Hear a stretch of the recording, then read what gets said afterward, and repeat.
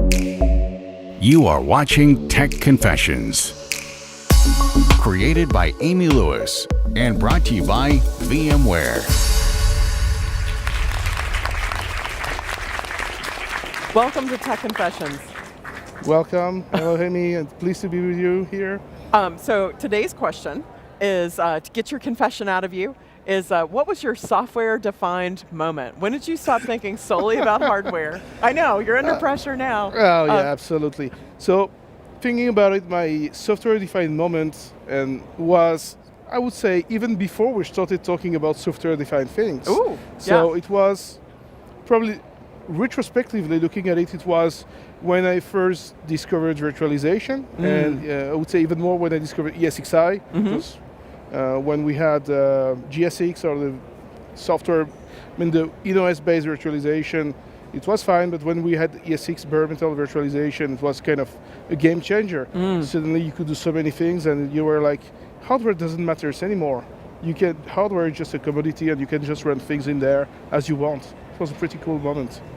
Very cool. So what's the thing that pulls you forward? You said you had this kind of epiphany quite a while ago. Absolutely. What keeps you going? What keeps you interested? What's driving you in the technology world now? Oh yeah. Well, technology specifying and scoping on technology is a good thing because, of course, there are many other things. But I had a kind of epiphany yesterday morning as I was going through the Solution Expo here at Dell Tech World.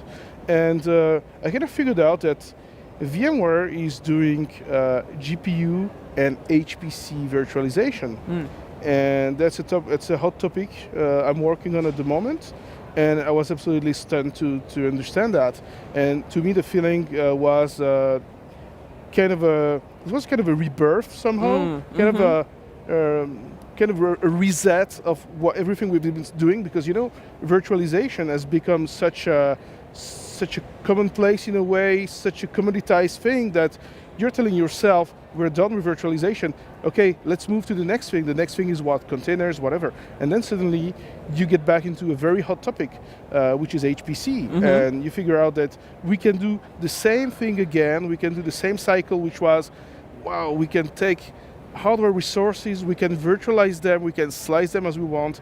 And obviously, at the time, cutting hardware resources, virtualizing hardware resources was a big deal because servers were more expensive than now. But if you look at HPC and GPUs, it's maybe 10 times, 100 times more expensive than regular hardware. So it's really a big deal for big organizations who do research. Yeah.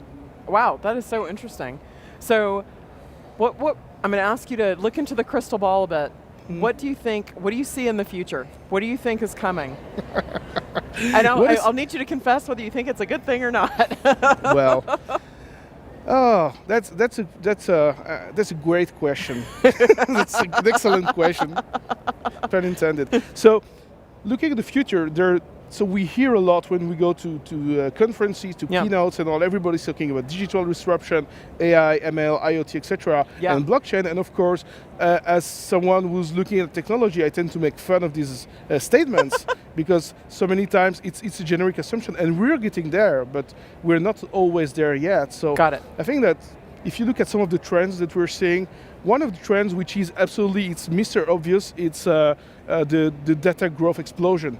It's an hyperbolic trend and it will keep going up, and there's nothing to stop that. In terms of like the amount of data we're producing, just as... absolutely, as a generic term. So the fact that we will need more and more storage is a fact. Right. Unless we find a way to cut through the amount of data which is generated and create meaningful data. This will go on and on. So it's not really a trend, but it's something which is part of the foreseeable future. It's a no deal. It's going to happen.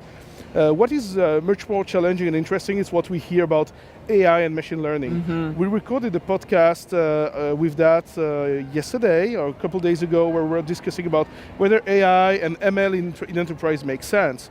So obviously, talking of machine learning is going to take a very preponderant place in the enterprise and in our everyday lives, because with that we can do a lot of things, improve a lot of things, but we have to keep in mind that this is still a very specialized application. Yeah. When we look at, for example, what is being done with the Power Max, for example, from Dell EMC, the ML, which is built into the product, is doing predictive analytics. It's looking at trends. It's making data placement decisions. So it is smart and autonomous in a way, but in a way that is very limited. So we are not yet achieved the paradigm of AI as you would see it in sci-fi movies, like a self-conscious entity which is going to kill all of the humans or stuff like that, you know. So that's happening. Yeah, wow. Oh. Then if I can continue on that, there's the paradigm of the blockchain, where everybody's talking about that.